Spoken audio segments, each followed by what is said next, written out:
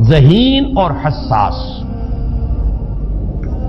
ذہین اور حساس لوگوں میں قبض اور بسط کی کیفیت، یہ مختلف سائیکلز ہیں جو آتی رہتی ہیں.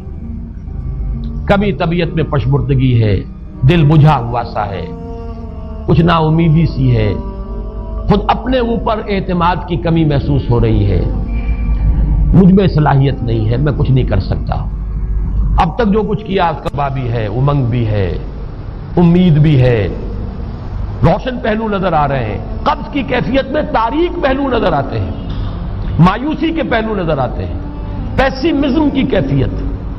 اور یہ جو بسط کی کیفیت ہے اس میں روشن پہلو. دیکھو یہ بھی تو ہے نا، آخر یہ بھی تو ہوا ہے، اور بھی ہو سکتا ہے، آخر اب تک میں نے یہ کام بھی تو کر لیا، آگے بھی مشکل آسان ہو سکتی ہے. یہ دو کیفیات ہیں قبض اور بسط کی، جن کو کہ صوفیاء کرام نے یہ اصطلاحات، یہ عنوان دیے، قبض اور بسط. جتنی انسان کے اندر حساسیت کی کیفیت زیادہ ہوگی، ذہانت زیادہ ہوگی، اتنا ہی یہ جو ویوز ہیں اس کی ایمپلیٹیوڈ زیادہ ہوتی ہے. کم ذہین انسان ہے، کم حساس ہے، آئیں گے تو صحیح ہے، لیکن یہ کہ وہ ویو جو ہے اس کا ایمپلیٹیوڈ جو ہے اس کے اندر اوپر اور نیچے کی کیفیت زیادہ نہیں ہوگی. لیکن جتنا یہ معاملہ بڑھتا ہے یہ جو ویو ہے اس کے ایمپلیٹیوڈ بڑھتا چلا جاتا ہے. لیکن نارمل انسان کا معاملہ یہ ہے کہ یہ حدود کے اندر رہے. اسی کی ایک کیفیت جو ہے ایب نارمل جب ہو جاتا ہے، یہی ہے جو جدید ہماری جو سائیکولوجیکل میڈیسن ہے اس میں اسے مینیکس ڈپریسو سائیکوسس کہا جاتا. مایوسی ہوئی تو اتنی ہوئی کہ جیسے کمر ٹوٹ کر رہ گئی، اور اسی ڈپریشن میں ہوتی ہیں خودکشیاں، خودکشی کر جاتا ہے ڈپریشن. کچھ روشن پہلو نظر ہی نہیں آ رہا، کوئی امید کا پہلو نظر ہی نہیں آ رہا، کوئی صورت نظر نہیں آتی، کوئی امید بن نہیں آتی. کس طرف جاؤں، کدھر دیکھوں، کسے آواز دوں؟ اے ہجوم نامرادی، دل بہت گھبرائے ہے. اور جب آدمی محسوس کرتا I can't face these realities، یہ کمٹ سوسائڈ. یہ اور جب کیفیت ہوتی ہے انشراح کی تو آدمی خوب بھاگ رہا ہے، دوڑ رہا ہے، امنگ ہے، محنت ہے، دوڑ رہا ہے، امیدیں ہیں، اب ہر چیز کا روشن پہلو نظر آ رہا ہے. عجیب ہے یہ. اصل میں مجھے کچھ تجربہ بھی ہوا ہے، ہمارے خاندان میں بھی یہ مرض موجود رہا. میرے والد مرحوم کافی طویل عرصے اس مینیک ڈپریسو سائیکوسس کے مریض رہے. کچھ ہوتا ہے یہ معاملہ. ویسے بھی شاید ہمارا خاندان جو ہے اس کیٹیگری میں آتا ہے جس میں ذہانت نسبتاً کچھ زیادہ ہے، حساسیت بھی نسبتاً کچھ زیادہ ہے. یہ دوسری بات ہے کہ کوئی شخص جو ہے یہ فلسفے کے طور پر اختیار کر لے کہ اپنے آپ کو ڈھیٹ بنا لینا ہے، یہ فلسفہ بھی بن سکتا ہے. لیکن یہ ہے کہ اگر آدمی چھوڑ دے اپنی طبیعت کو تو یہ دونوں کیفیات آتی ہیں. انہی کیفیات میں اگر یہ جو اپورڈ اینڈ ڈاؤنورڈ موومنٹ ہے یہ ایک حد سے نکل جائے تو یہ بیماری ہے مینیک سائیکوسس، مینیک ڈپریسو سائیکوسس. اس میں جب آدمی ہوتا ہے وہ اپر کیفیت میں تو اس کے اندر بڑی عظیمت ہے، روشنی ہے، امید ہے، لوگوں سے گفتگو کر رہا ہے، ہنس بول رہا ہے، خوب جو ہے محفل کے اندر، اب وہ محفل میں اسے دلچسپی محسوس ہو رہی ہے اور اسے ہر چیز کا روشن پہلو نظر آ رہا ہے، خود اپنے وجود کا بھی روشن پہلو، دوسروں کے وجود کا بھی. دوسروں کی بات میں سے بھی وہ اچھا پہلو تلاش کریں گے، وہ برا پہلو تلاش نہیں کریں گے.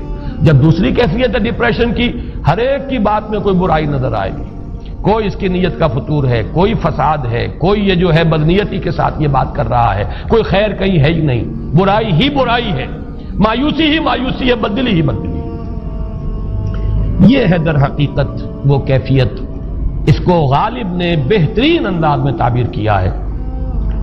ذہین اور حساس انسانوں میں ان کی جو ترقی ہے وہ انہی مراحل سے ہو کر گزرتی ہے. اور ہر ڈپریشن کے بعد، ڈپریشن میں اس سینس میں استعمال نہیں کر رہا یعنی بیماری کی حد تک پہنچنے والی ڈپریشن نہیں، صرف قبض کی حد تک پہنچنے والا معاملہ. ہر قبض کے بعد جب بسط آتا ہے تو آگے ترقی ہوتی ہے، جس کو آپ کہتے ہیں بائی لیپس اینڈ باؤنڈس. آدمی جو ہے چھلانگ لگاتا ہے، گویا کہ ایک درجہ جو پہلے تھا اس سے آگے درجہ انسان کا جو ہے اس سے بلندر پوزیشن پر انسان پہنچتا ہے. ہر قبض کے بعد جو نیا بسط آتا ہے وہ ایک نئی کیفیت، نئی شان، نئی بلندی، نئی رفعت لے کر آتا ہے. اس کو غالب نے تعبیر کیا ہے بہت خوبصورت انداز ہے. رکتی ہے میری طبع تو ہوتی ہے رواں اور.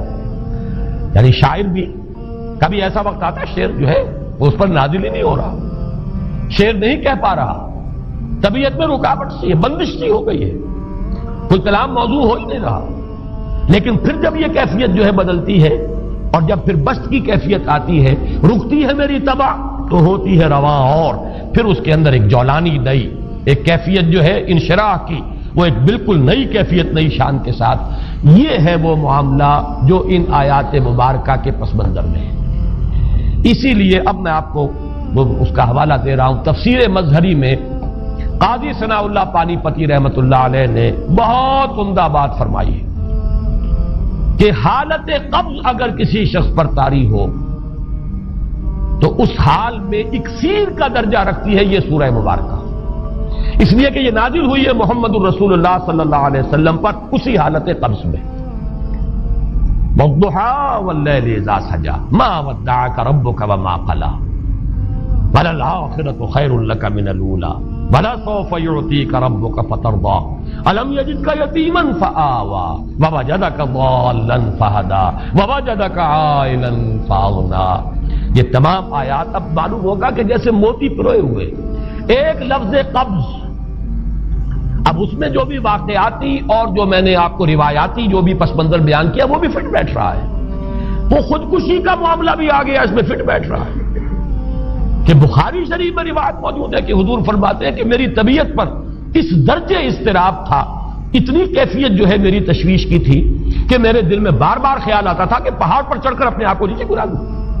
یہ سارے معاملات اب آپ کو محسوس ہوگا جیسے تمام کڑیاں جو ہے وہ جڑ گئی, جیسے رات کو اب آپ اٹھ نہیں پا رہے, اضمحلال ہے, اعصابی جو ہے اعصاب اس درجے متاثر ہو چکے ہیں. صرف یہ ایک احساسات کی کیفیت نہیں ہے, آپ کی قوت فعلی جو ہے قوت عملی وہ بھی اس درجے متاثر ہو چکی ہے کہ کئی راتیں گزر گئی اور آپ رات کو نہیں اٹھ سکے, جس پر کہ ام جمیل کو یہ کہنے کا موقع مل گیا کہ معلوم ہوتا ہے محمد تمہارا شیطان تمہیں چھوڑ گیا.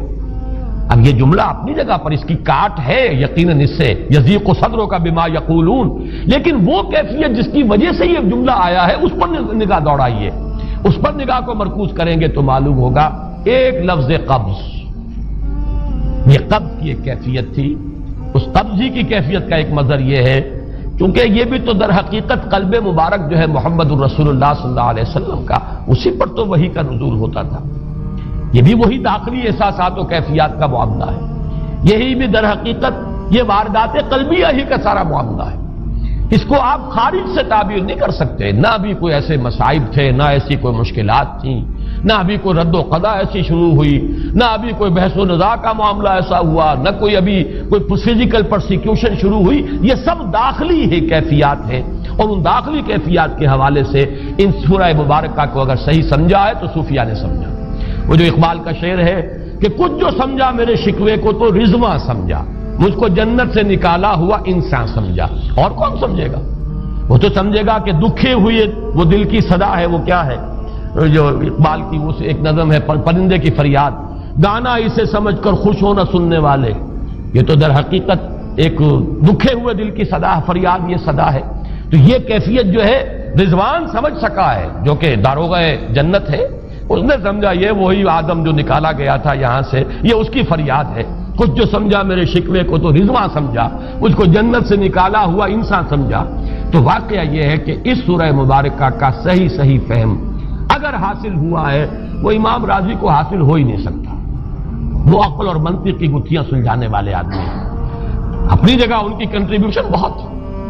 یہ لغت اور ادب کا کوئی خاص مسئلہ اس میں ہے ہی نہیں کہ زمخشری اس میں کوئی جولانی دکھائیں اپنی, اس میں کوئی ایسا اشکال ہے ہی نہیں, نحوی اشکال ہی نہیں. لیکن یہ واردات قلبیہ کا معاملہ ہے, احساسات باطنی کا معاملہ ہے, یہ نفسیات انسانی کا معاملہ ہے. اور اس کو وہی سمجھ سکتے ہیں کہ جو ماہرین علم نفس ہیں, اور وہ ہیں صوفیاء کرام ہمارے ہاں, جن کا وہ ذوق ہے باطنی کیفیات و احساسات, جن کا موضوع کہ یہ در حقیقت حالت